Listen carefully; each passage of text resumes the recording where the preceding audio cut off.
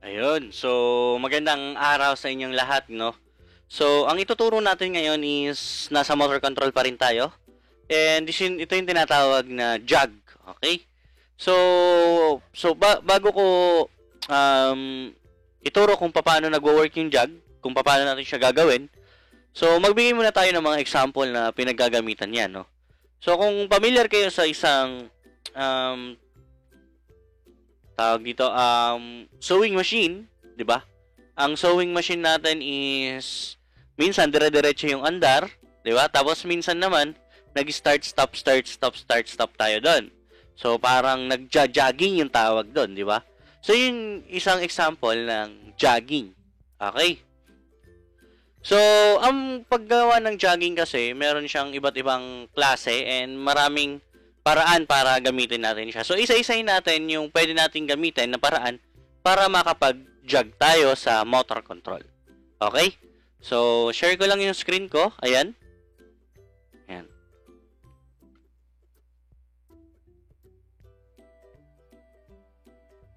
Ayan. So, kung mapapansin nyo, no, ang ordinary motor control natin na mayroong start-stop ay ang ginagawa niya, pipindutin natin yung start, then naandar yung motor. Di ba? And pag pinindot naman natin yung stop, automatically naman, namamatay yung ating motor. So, dito sa juggling, marami tayong pwedeng gawin dito para ang pipindutin natin, meron tayong jog button na tinatawag upang mag-jog lang yung ating motor. Hindi na natin kailangan pinutin yung stop para mag-jog siya. Okay? So, let's start doon sa una natin, no? Kung paano natin siya gagawin. Ayan. So, di ba? Kunwari, meron tayong simple motor control, no? So, ang unang pwede natin gamitin is yung tinatawag na double acting switch. Okay? This is for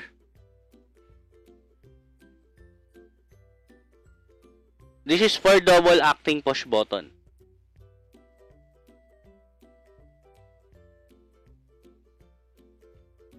Okay, this is for double acting push button, no? So, we need to familiarize muna. Okay, kailangan nun nating ma-familiarize kung ano ba yung ginagawa ng double acting push button. Okay, yung double acting push button kasi natin, kung ito-drawing natin siya, ganito po. Ayan. So, ibig sabihin, no? Kapag hindi natin siya pinindot, itong part na to is normally close and ito naman is normally open. Tapos kapag pinindot na natin siya, ito na yung magko-close, ito na yung mag-open. So ganun lang naman yung kasimple yung principle ng isang double acting na push button. So paano natin siya i-incorporate doon sa tinatawag nating jog? Okay? So ito yung diagram niya. So meron tayong line 1 and meron tayong line 2. Okay? So here, syempre unahin natin yung tinatawag nating stop, which is a normally close push button, no? Ayan. Tapos, tatakbo siya sa isang normally open na push button. Ito yung tinatawag nating run or start.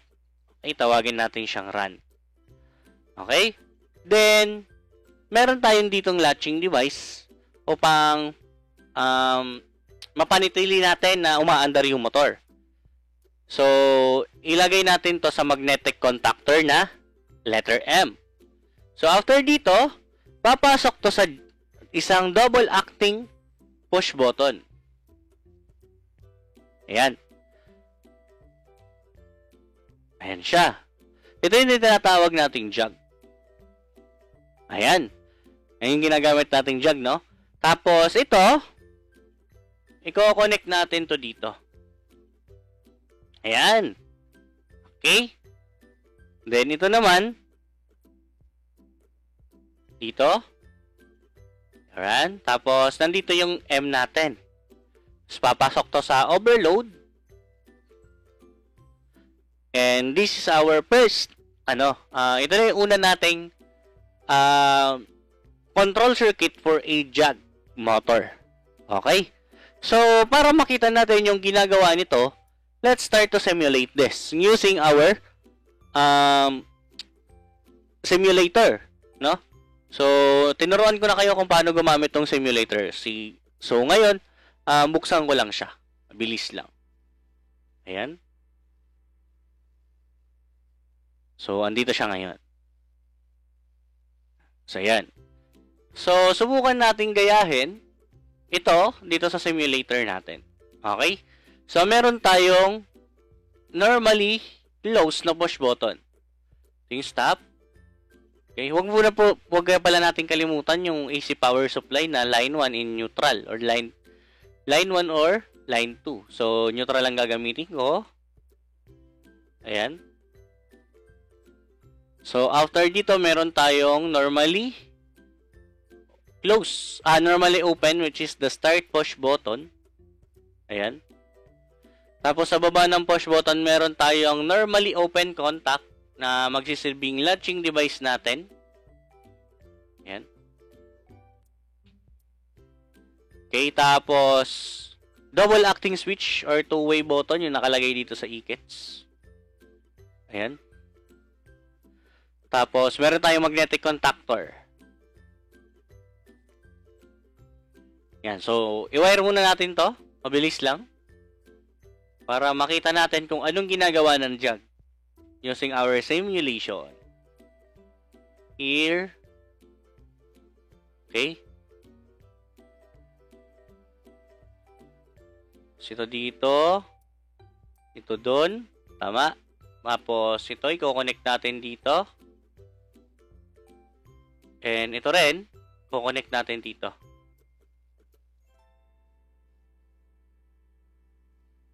Ayan. Okay.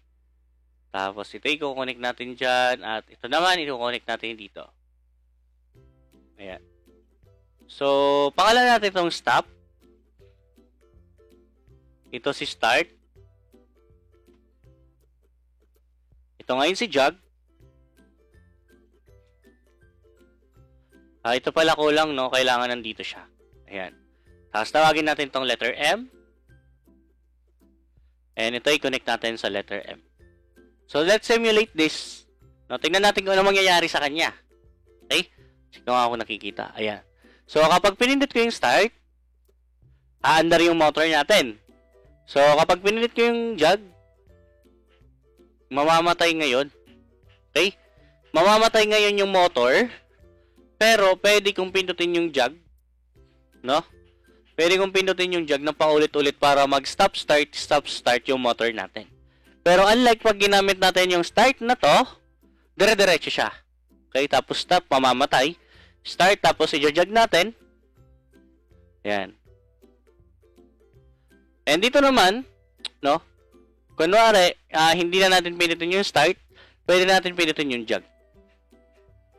Ayan. So, this scenario, ibig sabihin dito sa diagram na to, no? Kapag pinindot natin yung start, dire-diretsong aandar yung motor.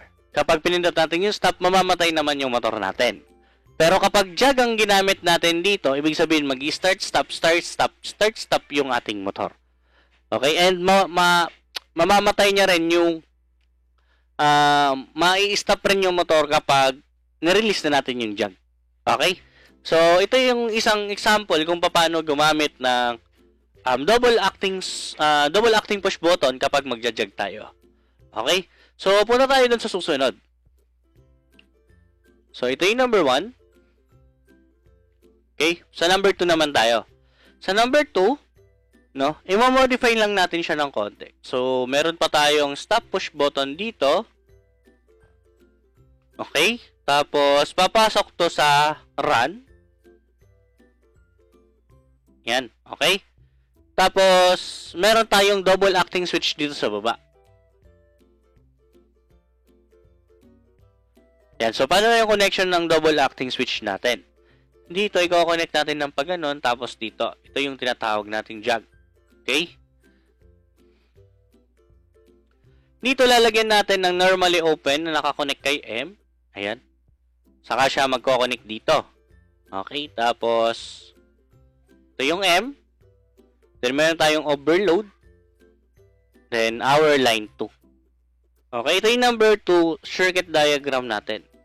So, ikumpara natin yung pagkakaiba ng 1 saka 2 using simulation. Okay? So, dito sa simulation, iibahin ko lang yung forma niya. Okay, parehas pa rin yung materials. Okay, delete. Delete natin to.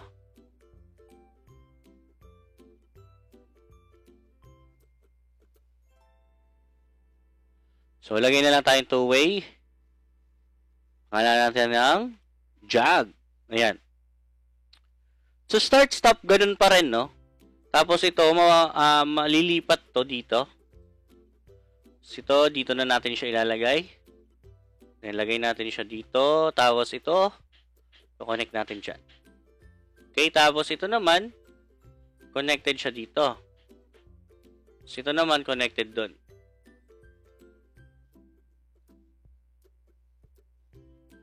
Ayan. So, let's start this simulation, no? So, kapag pinindot ko yung start, automatically mag-i-start yung motor natin. Kapag pinindot ko yung stop, mamamatay yung motor.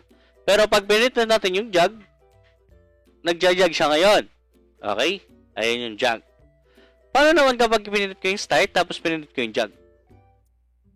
So, halos parehas lang ng ginagawa nung first. Okay? Yung jog lang natin is nasa taas. Nandito. Ayan. So, halos parehas lang po ang application nila. Okay? Yan yung pangalawa natin. So, meron naman tayong pwedeng gamitin, no? Aside from double acting switch, pwede tayong gumamit ng relay. Okay? Relay coil para makapag-jog tayo. So, yun naman ang gagawin natin. Yung number 3. Okay? So, ito naman yung circuit diagram niya. Meron tayong stop.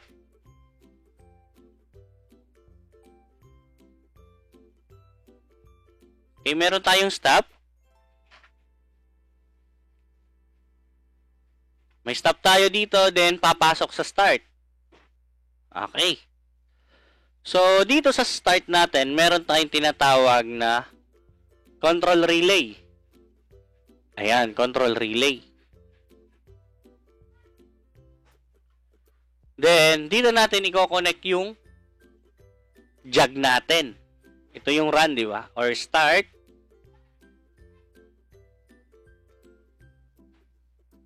Yan. Yan yung start natin. Ito na yung jog natin. Tapos, meron pa tayong control relay dito. Ayan. So, ito is diretso papunta sa control relay, papuntang overload and line 2 or neutral. Okay?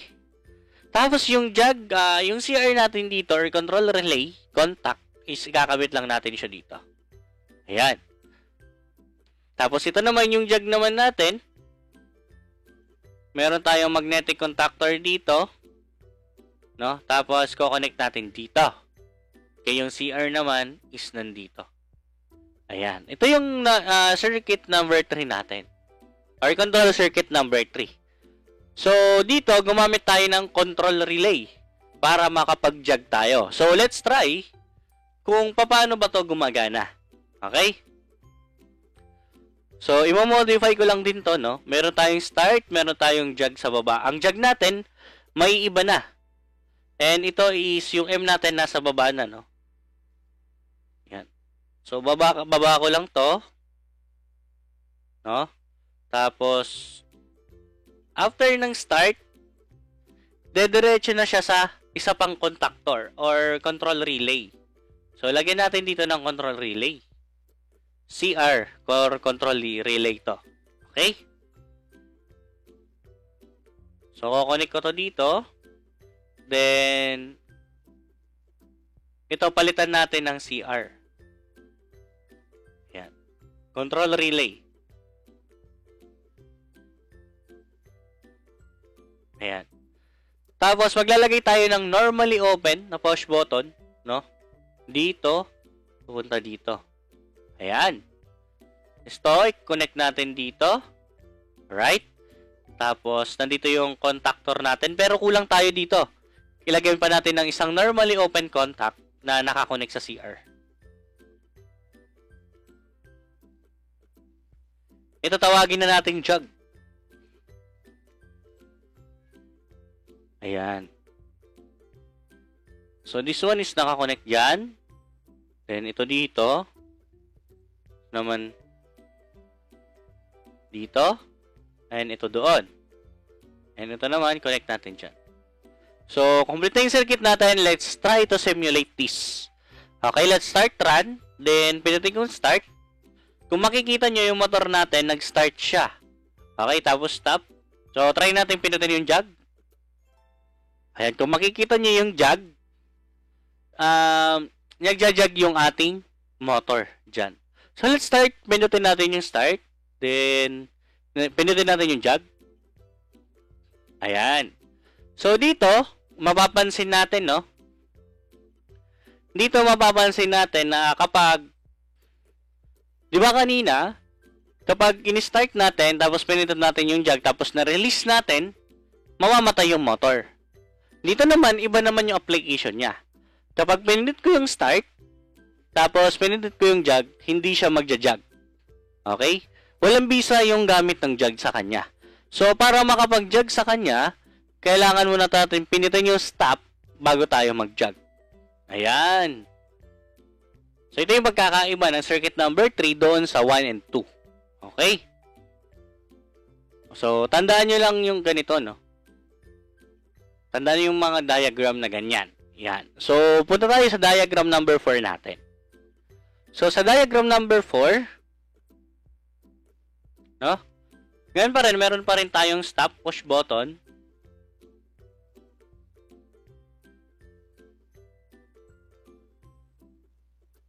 Yan, meron tayong stop push button dito, no? Tapos, papasok tayo sa start. Ayan. So, stop.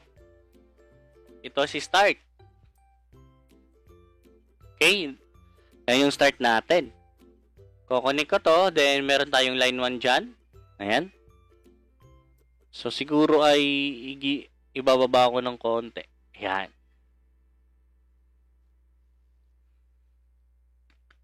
Tapos, maglalagay ako ng jug dito. Na isang normally open. Push button. Okay, tapos meron dito tayong nakakonect na control relay contact. Okay, tapos meron tayong M, which is nakakonect doon sa magnetic contactor natin na nakakonect sa motor. Ayan.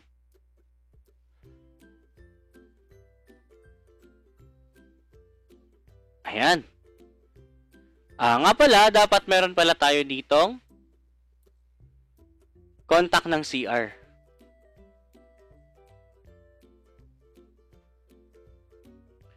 Ayan. Tapos ito, i-connect natin to sa ating motor.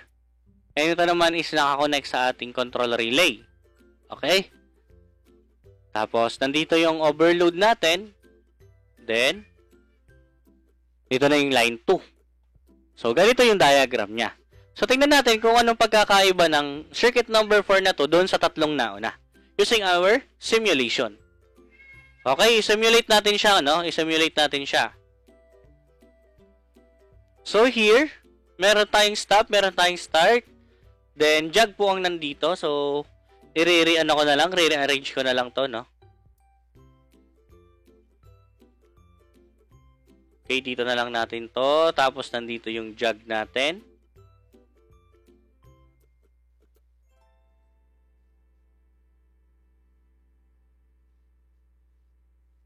Ito yung letter M. Okay? Tapos, kailangan pa natin ng isang contact dito na normally open. Yan. Ilagay tayo dito na nakakonect sa control relay or CR. Okay, tapos rotate ko lang to. 90 degrees. Okay? So, ito papunta dito and ito naman papunta doon. Ito naman papunta dito, then ito naman pa ganyan.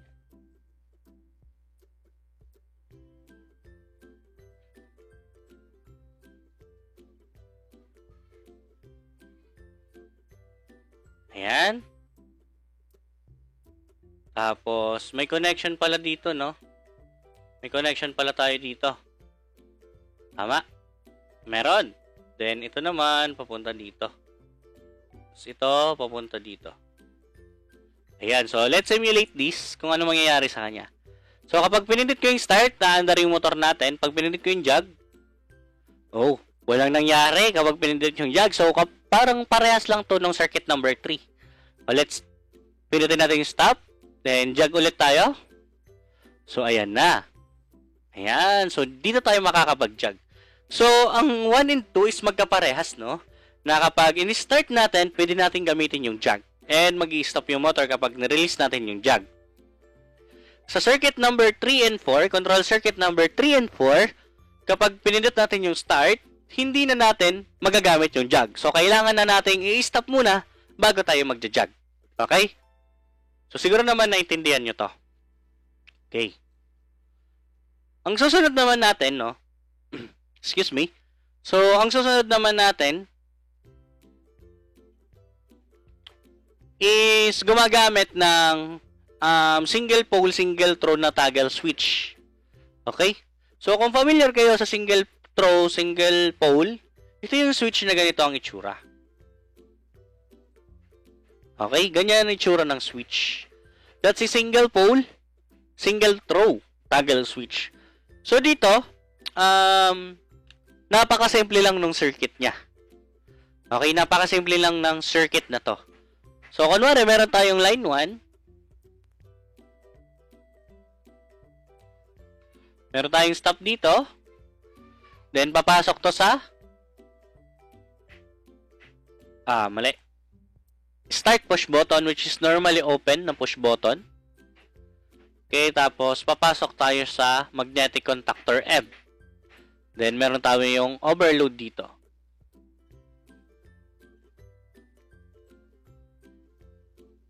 Then, connect tayo for a line to or neutral.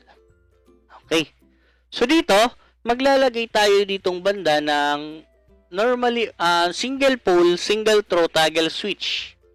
Okay, ditong banda maglalagay tayo. So, after nun, meron tayong latching element na letter M dito. Okay, then ganito yung connection niya. So, napakasimple lang nito, no? Dito mangyayari kapag switch on ko to, aandar yung motor ko ng tuloy-tuloy. Okay? Pero pag switch off ko na to, mamamatay yung motor ko kahit hindi ko pindutin yung stop. So, kapag naka-off naman yung toggle switch na to, magja-jog siya. So, para mas maintindihan natin, let's simulate this. Okay? This is circuit number 5. So, tanggalin ko lang to. Tanggalin ko to. Tanggalin ko to. Tanggalin ko na rin yan. Yan. Tapos, ito palitan natin ng M. Yan. Tapos, meron tayong switch. So, asan ba yung switch ko dito? Unfortunately, parang wala akong switch dito, no? Ayan, wala akong switch. So, pwede akong gumamit ng start push button para palitan yung switch. Okay? So, tawagin natin tong run jog switch.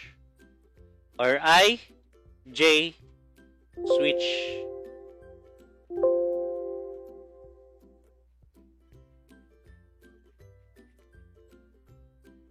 Yan. Run jog switch. Okay? So, pwede ko itong tawagin na run jog switch. Then, after nito, meron tayong contact normally open. Dito. Ayan.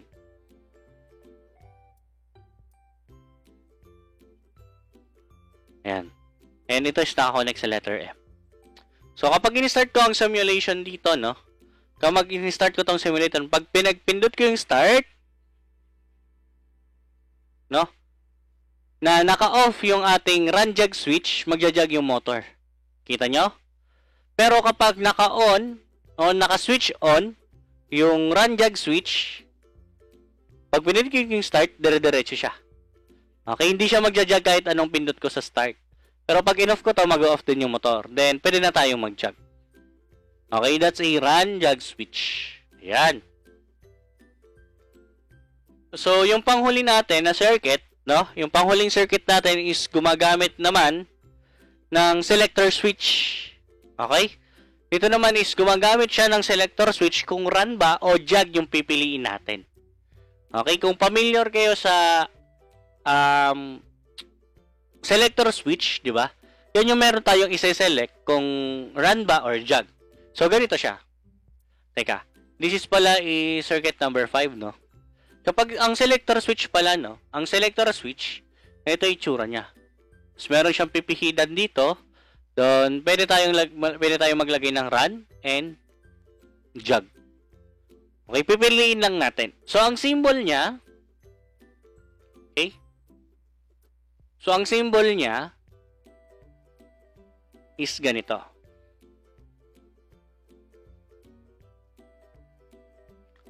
Meron tayong run, meron tayong jog. Okay? Tapos, isi-select lang natin tong arrow na to. Okay? So, ganyan yung symbol niya. So, let's start na gumawa ng circuit diagram ng jog. Run jog dito. Okay? So, katulad din ng dati, no? Meron tayong stop push button. Yan. Meron tayong stop. Then, meron tayong start push button dito.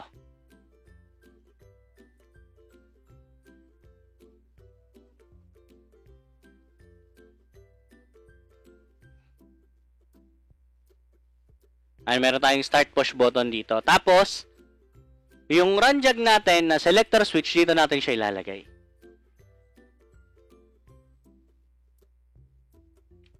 Ito yung run. Ito yung jog. Okay? Then, i-connect natin to dito. Then, dito meron tayong letter M.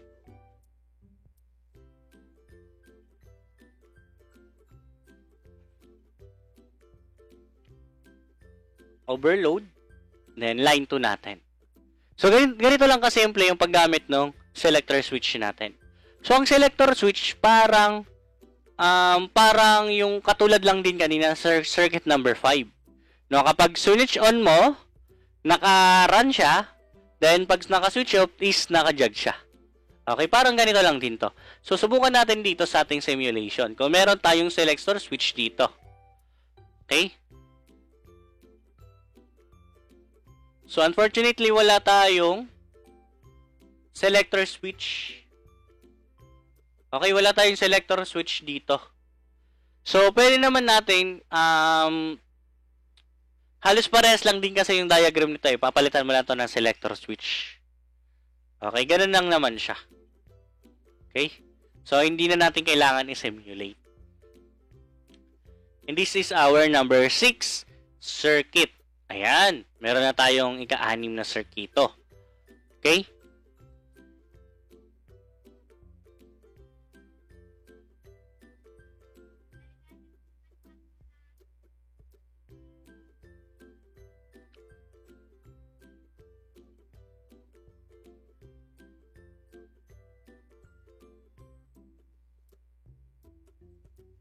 Okay. So, gawin natin tong mas advanced.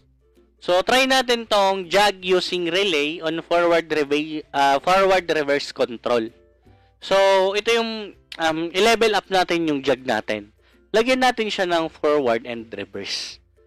Okay? Lagyan natin siya ng forward reverse. So, dito gagamit tayo ng dalawang double acting switch. Tapos, tatlong relay contactor, which is F for forward, CR for control relay, then R naman yung sa reverse natin. Okay? So, let's try this circuit, no? Tignan natin kung mapapagana natin to. So, una, lalagyan tayo ng line 1, which is stop. Nandito. Then, meron tayong start forward and start reverse. No? Parang nandito si start forward. Tapos, nandito naman sa baba yung start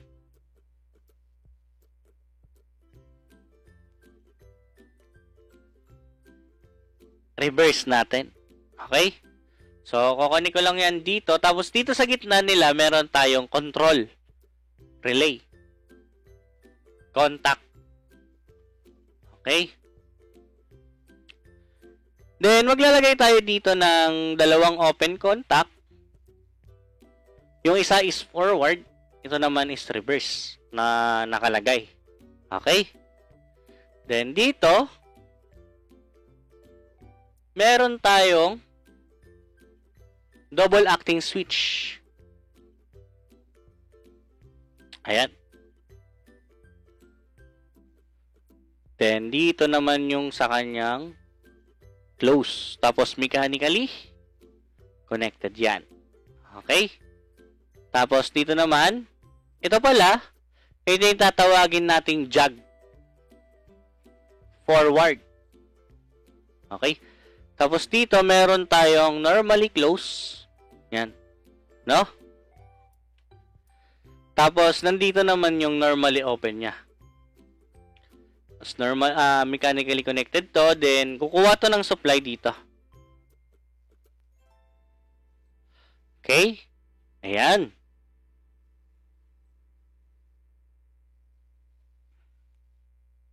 Teka. Nihilo na ako. Okay, meron tayo pala dito na connection.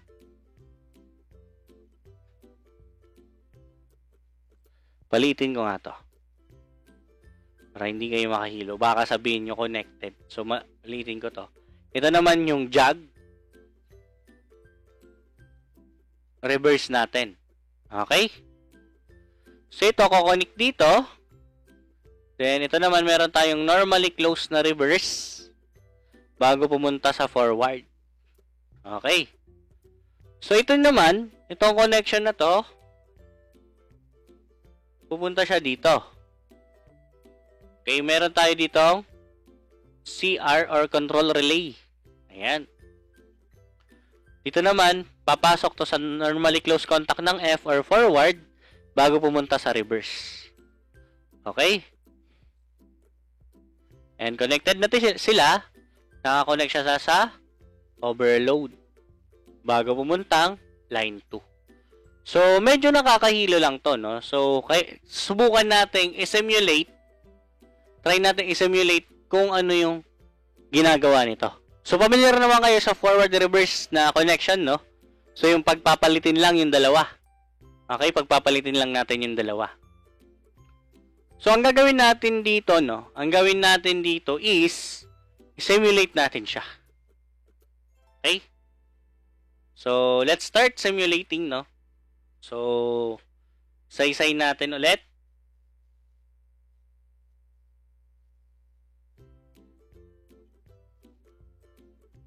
So, ito, papalitan ko lang ng pangalan, no? Kasi dalawa naman yung start forward, start reverse natin.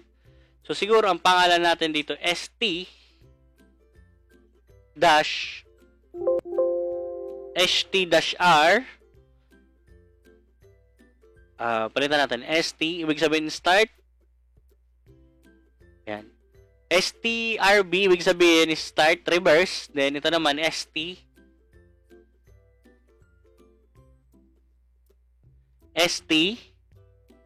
FW for forward naman to. Okay? Then, meron tayong multiple contactor which is F. So, lagay pa tayo ng isang contactor. Ito naman si reverse. Kasi isa pang contactor as control relay.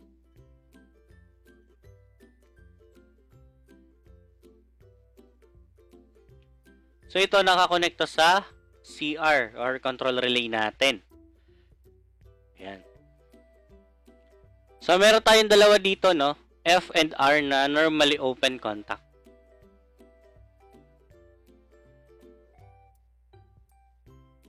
So, rotate lang natin. Then, rotate lang natin to. Then, ito is nakakonect kay forward. Ito naman ang nakakonect kay reverse. Ayan. Then, meron tayong double acting or two-way switch. Dalawa, no? Dalawang two-way switch to.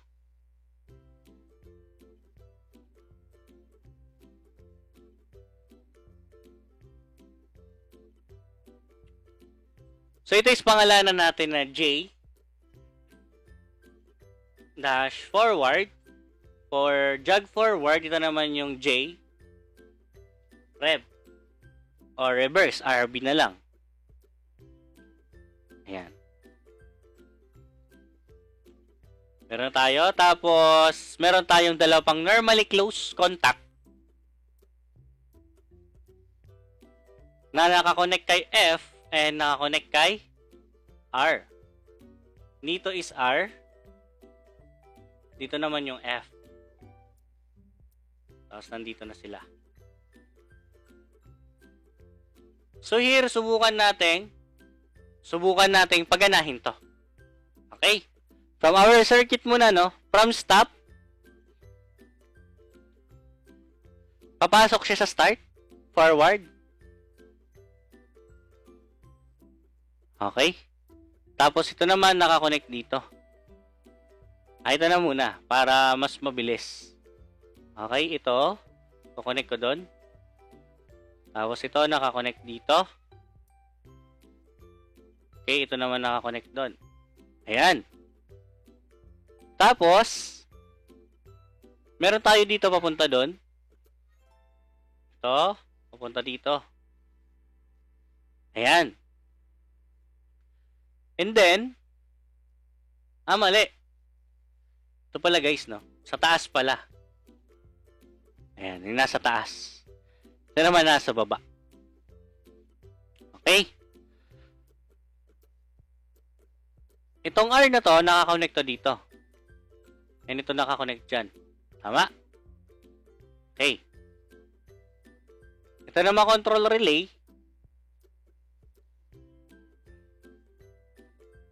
Nakakonect siya dito. Teka. Nagkahiluhan tayo pagdating dito, no? Ito pala. Okay, tama. Ito pala. Oops. Ito pala dapat nakakonect to dito. Ayun, yun ang hinahanap natin kanina. Okay? So, balik tayo sa simulation. Okay? Yung CR daw natin dito, papasok dito sa taas. Ayan. Ito nakakonect dito. Ito naman nakakonect dyan. Ayan. Tapos, papasok ngayon ito dito. Ito naman ang papasok doon sa control relay natin. Ayan. Tapos ito daw. Tama ba? Ito. Connected siya dito. Ayan. Connected siya dyan. Then ito naman connected dito. Alright? Then itong nasa taas. Teka. Parang may mali. Ito ata. Dapat ito yung nandito.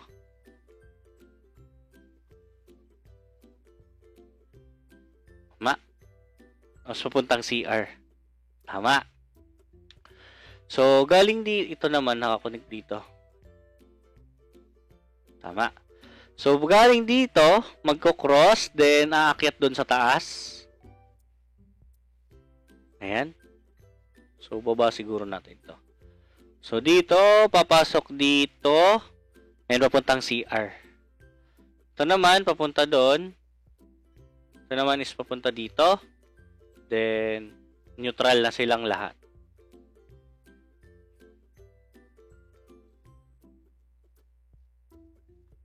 Alright, so let's start simulate this. So kapag pinili ko start forward, oops, parang may kulang. No, parang may kulang guys, no?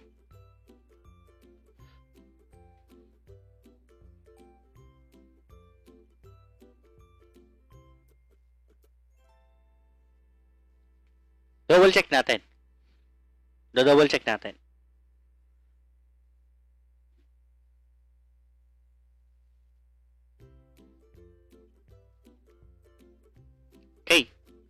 Let's double check this. Start forward, start reverse, CR, tapos meron tayong FR dito, magko-cross. Tapos start forward, papunta sa R. Aha! Ito ang kulang siguro natin.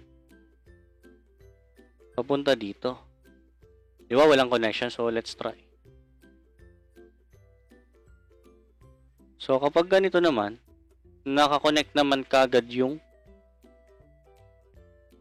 tama, no? Nakakonect kagad yung forward.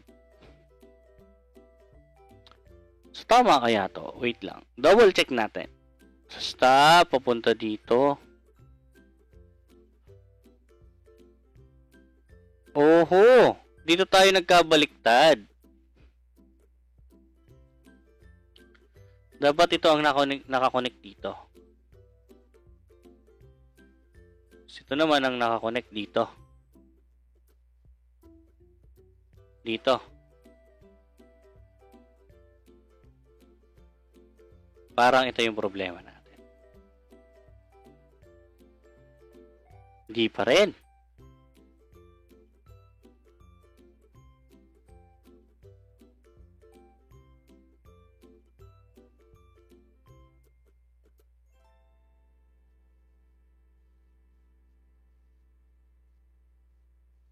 May problema pa rin tayo dito.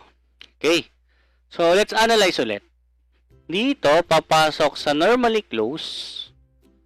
Okay, normally close. Normally close. Then, papasok sa R. Okay.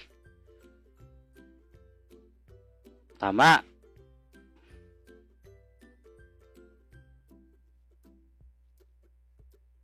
Teka. From here, papasok sa normally close.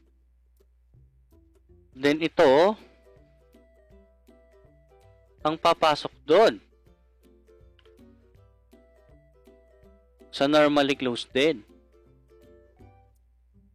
Ayan.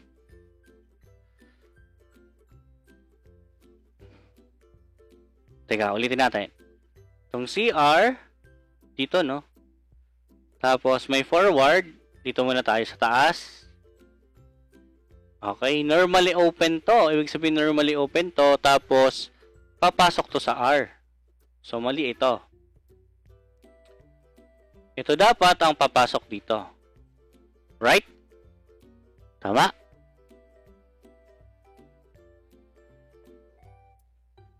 Tapos, ito naman, nakakonect din to sa R. Yan. Tapos ito, nakakonect dyan. Okay? So, from here, dito, ito siya. Normally open. Tapos, lalabas dito. Bago mag-R. Tama, ito, bago mag-R. Tapos, yung normally close niya sa taas, manggagaling dito. Ito na. Tapos, papasok yung normally close sa isa pang normally close bago pumuntang CR. Ayan. Okay. Kasi itong normally open na to, papuntang F.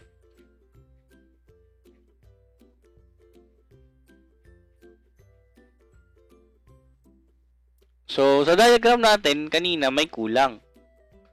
So, dito, kailangan pala nating lagyan, no? Ng papuntang F.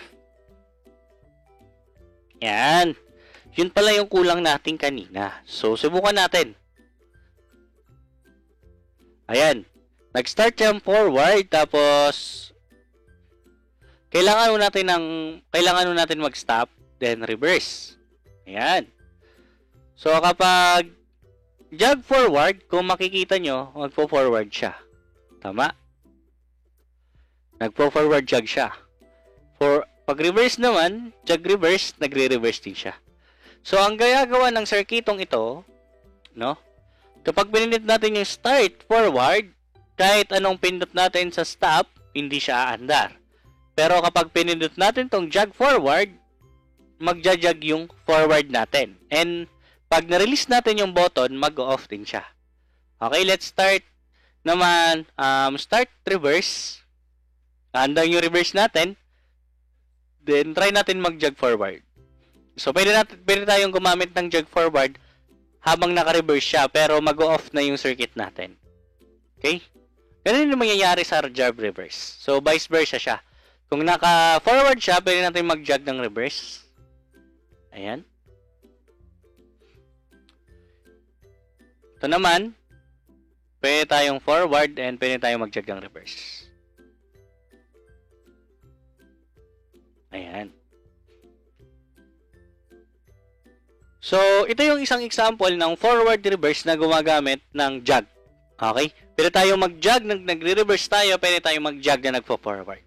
Okay? So, familiarize nyo na lang tong circuit na to. Alright? Okay. Nakailang oras na tayo?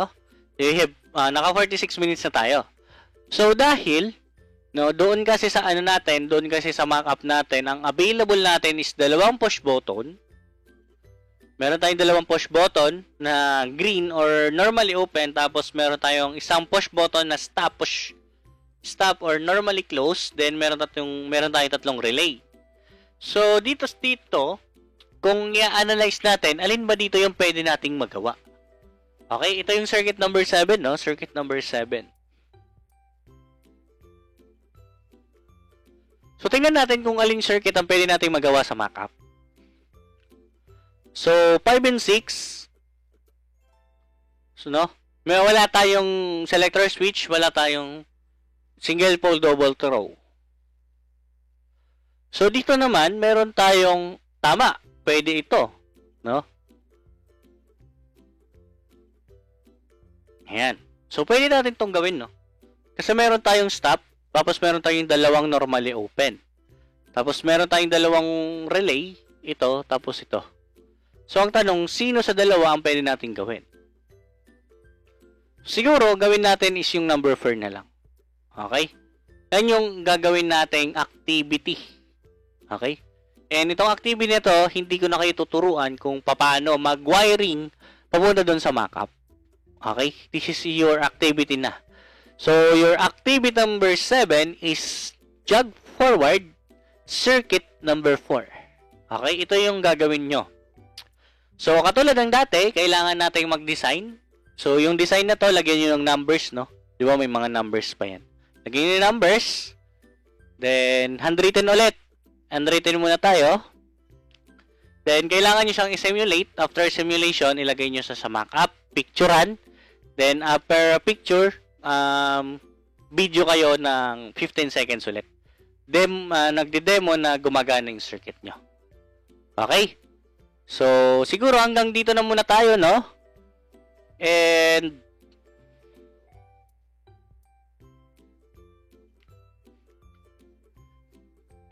siguro ang susunod nito is our midterm examination. Okay? Mag-review na kayo kung ano yung mga from the start natin. And maghintay na lang tayo ng midterm exam. Okay? So, dito na muna ako and thank you so much sa panonood. See you sa next lesson natin. Goodbye.